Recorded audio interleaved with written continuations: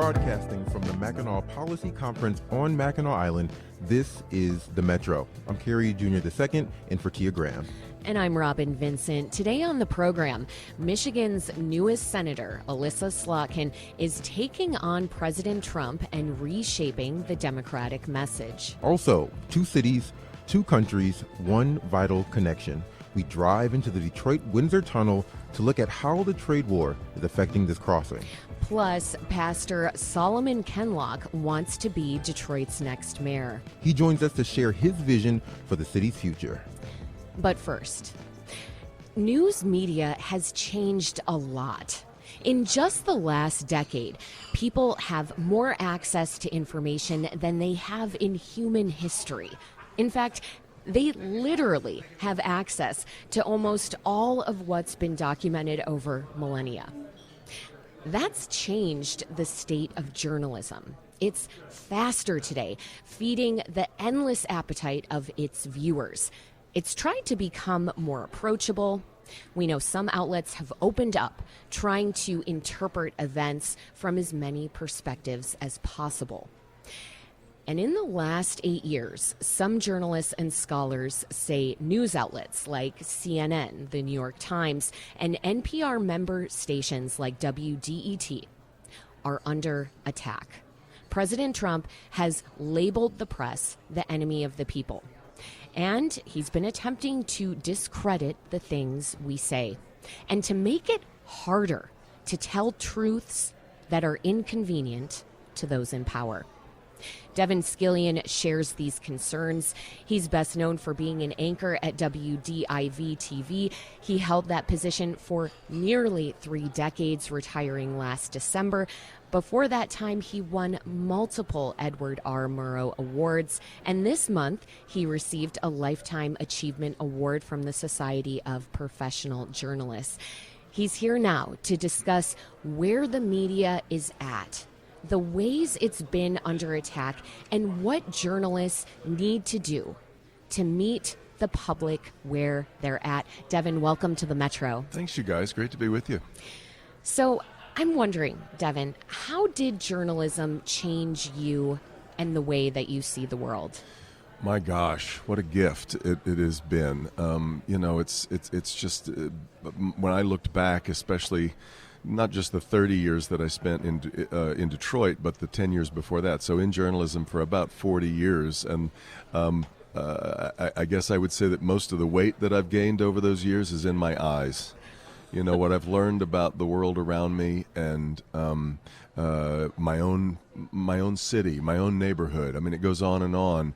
It's a real gift. Journalism has been, that's speaking of it in very sort of selfish personal terms, right? What it's done for me, because I hope I've been a good servant of all of that information that I've taken in over the years. And I've just been so lucky to have, been all around the world, interviewed presidents at the White House. I got to ride in the Goodyear blimp one time. I mean, just weird, crazy things that you just don't think about.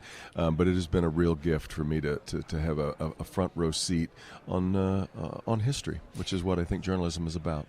You've taken on the weight of a lot of people's stories. What has that been like to take on that trauma sometimes, and even that joy as well? Yeah, well, I was the anchor at the NBC affiliate in Oklahoma City when the Murrow building came down, and that was in many ways the worst day of my life, and it was impossible not to take on all. It wasn't even just the trauma of being a journalist that day. It happened in my city. It shook my house that morning, even though we live 12 miles from downtown Oklahoma City. So in that way, yes, I have felt things personally over the years, but so many of the people that I've met. And that's really one of the biggest gift of journalism is getting to know all these people and walk a little bit in their shoes and see what life is like through their eyes. And I wrote a column for the Free Press a couple of weeks back about one of the real unfinished pieces of business of my career was a guy named Mario Willis, who is still sitting in prison right now in Saginaw at the correctional facility. And as near as I can tell, it makes no sense for him to be there. And so stories like that I really, and I've gotten to know his mother so well, and in whatever little way I can, not having the perch that I used to, whatever little way, I'm still working on things like that. But yeah, you do take on what a lot of the people that you cover, and I think that's also part of why some journalists sort of develop this crusty cynicism, right? Because it gets too hard to take that on every single day. I totally get that. And so journalists need outlets like you have. I mean, you write children's books and you also play music. Mm-hmm. I'm wondering how those things have informed your journalism, but also how they have given you moments of respite from this work that we tend to internalize, that becomes a part of us. It's funny because I think to a lot of people it looks like I am all over the place, with children's books and having a band and then my regular job. But the one thing that all of those have in common is storytelling. And that's what I'm really drawn to, is telling stories. And I love the sort of almost prehistoric idea of how important storytelling is in a society. And our storytellers are right now, that's what, as you were leading into this conversation, are kind of under assault right now. And we've got some storytellers that, of course, make up great stories for us to, out of thin air, novels and movies and music and things like that. But we also have a very dedicated team of storytellers who are working with the truth every day and trying to help people understand the world around them. And I think that is a noble, not just a noble profession and a noble pursuit, but it is also, as I said that night at the SPJ event, people want to tell me, journalism is a business. It is a business, but it's the only business mentioned by name in the Constitution. That's right. And it is a vital part of a functioning democracy. It reminds me of the quote that storytelling, or rather journalism, is storytelling with a purpose. And before we get into more of the attacks, the perilous state that journalism is in, I wonder if you could talk about what you think is the most impactful story you've told. Wow, that's a really...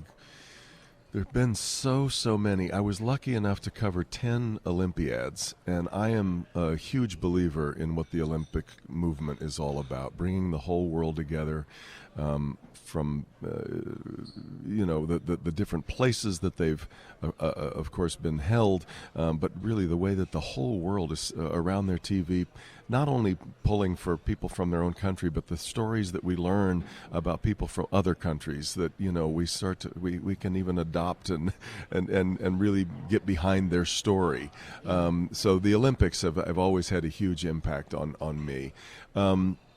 I've always really loved the ability to cover the big picture. I did a documentary right after Pope Francis was named Pope about, what the future of the Catholic Church might be. I mean, that's a really big, profound question, is can a church, because a lot of people thought that Francis was going to be an agent of change, and I think it's a really deep, profound question about whether or not a faith can change. Should a faith change with the times, or is a faith about a timeless foundation of beliefs and tenets? I find that sort of thing fascinating. But maybe the story that has stayed with me the most, and this is one that I really wanted to make sure that they aired at Channel 4 as I was leaving again, and it wasn't that long ago, but June Walker is a woman who had lost her house. She had moved in. She thought she was paying a landlord slowly to buy the house. Turned out she was just paying a scam artist all that time. She had worked so hard to create this house in Detroit. The basement was full of water. It was an absolute mess when she moved in. She put her life savings into that while she thought she was buying the house, and then it was just about stripped away from her.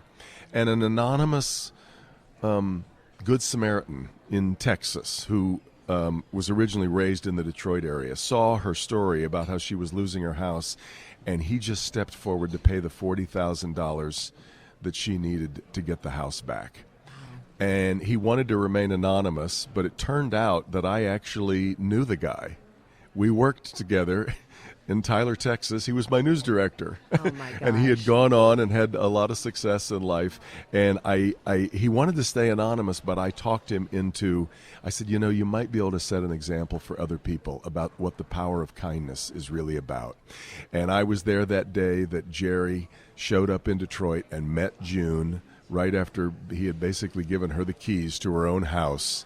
And I'll never forget, that moment and that gesture. What I loved about it, and this was what the lesson is that has stayed with me forever. When I asked Jerry right before he was meeting June, he said, this is a once-in-a-lifetime opportunity, and I'm going to grasp it today. He thought the opportunity was his, right? Yeah. Right? Yeah. The opportunity to give rather than an opportunity to take. And I love that idea. And he took the opportunity to do something wonderful. I mean, this is a shining example of the power of journalism. There are so many stories that we shine a light on in the hopes that it will spur some kind of change. Right. I will say, though, that some of the conversations that my colleagues and I are having these days can sometimes feel tinged with a little bit of hopelessness in that we wonder who is actually hearing these stories right now. Is it the people who need to hear these stories? Can journalism still spur that kind of meaningful change? I mean, people feel saturated by media. We're bombarded with information. So we know a lot of people are choosing to tune it out, particularly of the news, because they already have so much content. What do you say to those folks who just want to tune it all out because there is a lot of bad news, a lot of disappointing things? Yep. I know so many people who do that, but I also I go back to the idea of how important strong, aggressive, robust journalism is to a democracy. And in the same way that voting is a responsibility for being an American, I happen to believe that being informed is a responsibility of living in a democratic society. I've been lucky enough I did 3 documentaries in Russia. I did 2 in China, 1 in Cuba. I reported from the DMZ that divides the Korean Peninsula. We're talking about places where there is not a free press. Bingo. And they're not places you want to be. They're very, very difficult, and information is doled out in very unreliable dollops. And we, on the other hand, maybe have access to too much information, right? And that's really where we've gotten. It is so. The democratization of information. You would think, of course, that must be a good thing, and of course it is. But it's also gotten so difficult to be able to discern what is mis and disinformation. Right. Which is not really information. It's a perversion of this great resource. And I tell people all the time, information is the most precious resource in the world. You can have all of the petroleum, diamonds, gold, silver, copper, if I can have information. Information is really, it is. I just think it's the most vital vein of information that courses through the world, a resource, rather, that courses through the veins of the world. And we, as journalists, have to do everything we can to be great custodians of it, to make sure that we're calling out what's not real information. I mean, we've got this idea floating around out there that there's something called an alternative facts. Alternative facts are not a thing. Right. And I said that at SPJ, and a couple of people tweeted it out, and then a couple of people wrote back to me or tweeted their response that, what about this, this, and this? And they were pointing to things that weren't true, that maybe the mainstream media had gotten wrong. And I said, I agree with you. If it's not true, it's not a fact. Right. Let's start there. Right. And so journalists have to double down. We have to be extremely aggressive about our protection of truth. This is the Metro on WDET. We're talking about the state of journalism, how it's rapidly changing, how it has been under attack, and what that means for people, for communities, and for democracy. Our guest is veteran broadcaster and journalist Devin Scillian. So, Devin, you're talking about the fact that we need to double down on the facts, on being as accurate as possible, so that we can help to regrow some of that trust among the public. What else should journalists be doing to ensure that we don't lose credibility right now? It's really it's so hard right now, and I have one exhortation like the one that I'm giving right now to journalists about us doubling down on our efforts. But my exhortation is also to the consumers of news. You can, if you want, surround yourself with nothing but the news that makes you feel great and that sort of reinforces your worldview. The echo chamber. Exactly. We can live in a silo if we want to, but it's the equivalent of sitting down and just eating caramel corn for every meal. I'm not sure it's a great idea. And everybody should be availing themselves of a lot of different news sources every day. If you're getting all your news from one place, even if it's WDET, even if it's WDIV, that's not great. You need to have a well-balanced media diet, and it needs to come from so that you understand what a lot of different places are saying, and then you are far better equipped to come to an understanding of how you feel about what's going on in the world. But we do have this. My gosh, that you can just.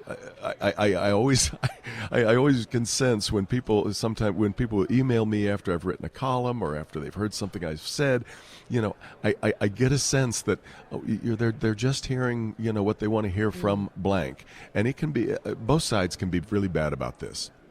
If all you're listening to is Fox News, not great. If all you're listening to is MSNBC, not great. We really do need to approach a way of having a well-rounded news consumption. This has me wondering, what kind of information do you consume, Devin Scillian, that you disagree with, or maybe that makes you feel uncomfortable? I will often, I'll check in with what's going. I follow. I read about. In fact, it's funny. I thought maybe after I left Channel 4, would I stop reading 4 newspapers every day? And no, I haven't. No. I'm a news junkie, so I can't help it. But so I have about 4 papers that four or five news sources that I check first thing every morning. On television, I got to be honest, I am trying to wean myself away from cable news at night, because I really have. It has become a real cesspool of just of opinion, and opinion is important in journalism, but we also no longer can see the delineation all the time between what is opinion and what is not. Right. It used to be if I sat down and opened the newspaper, if I was on page 5 or 6 or whatever, the paper, I knew I was on the editorial page or the op-ed page. Now I go online to a newspaper and it's all jumbled together. Yesterday, I noticed that the top story on the New York Times website was labeled analysis. Now, I'm not sure that ought to be the first thing that you're out with is, lead. And in the old physical paper days, it probably wouldn't have looked that way. But the way that it's jumbled up online, it looks that way all the time. Could we talk about newspapers for a minute? Sure. Because they have been so foundational to the news ecosystem. I mean, we couldn't do our job here at WDET without the work of newspapers. But at its current pace, the country will hit 3,000 newspapers that have closed in 2 decades. With just under 6,000 remaining, and that's according to Northwestern University, a report that it did 2 years ago. A lot of outlets are starving for funds. I remember working for a newspaper, and at any moment it felt like the ground was going to get pulled out from under us. Do you think the government should fund journalism? Do you think taxpayers should have to, at least in part, foot the bill for local journalism? Well, I'm a big fan of public broadcasting, and I don't think I'm probably speaking to the base on that right now. Right? I mean, of course, people who are listening to DET or watching Detroit Public Television are already believers. But I would hope that the people who maybe are not its biggest fans understand its value and why public broadcasting and should be continued to be funded at some level. However, back to newspapers. It's an amazing thing, isn't it, that Detroit is still a city with 2 papers? It's an extraordinary thing. It gives me hope, although Right. they are emaciated shells of themselves. They are, and largely we have two papers because there was a joint operating agreement, which, by the way, expires at the end of this year. Now, what's going to happen then? In fact, I've talked to a couple people about that since being up here on the island about what's going to happen in December, and a lot of people in the papers are not really sure. But what happened here that's so interesting to me is we used to have this great journalism used to work in a really interesting and cohesive ecosystem. The first story, when something would happen, let's say a verdict was announced in a trial, radio would have it first and get the word out. It was immediate. Television would be right behind, but needed to get pictures together to put it on as well. And so radio would go first, and then television would have at the 5 o'clock news, maybe they had a couple hours to put the story together, but here were the pictures and here's the first reaction.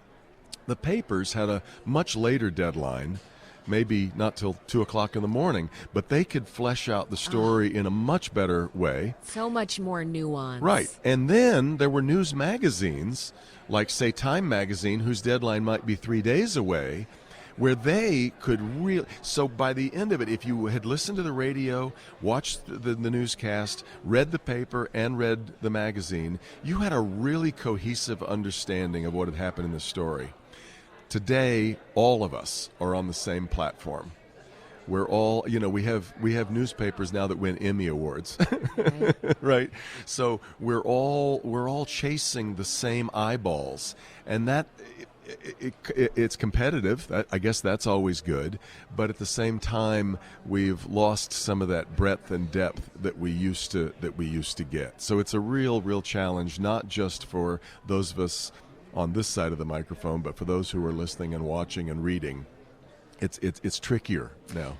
And so the message is subscribe to your local newspapers and support your local public radio stations. That's exactly right, because we have gotten to a place where we just believe that information ought to be free. Right.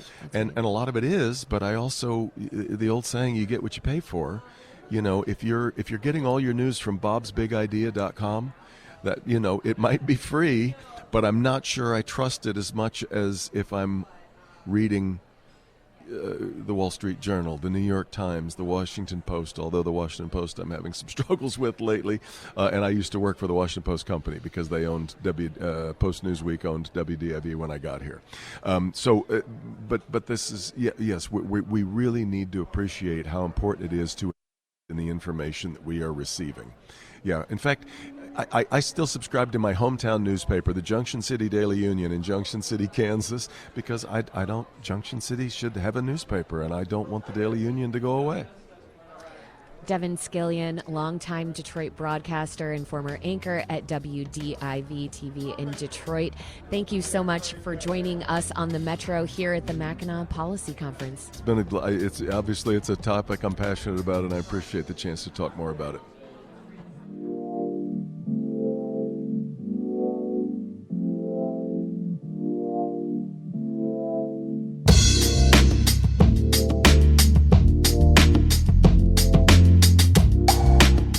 Coming up on the Metro, Trump's tariffs on Canada have fueled tension between the U.S. and that country. We'll talk with the executive who's in charge of the infrastructure that connects the two countries. That's here on the Metro, broadcasting live from the Mackinac Policy Conference. Stay with us.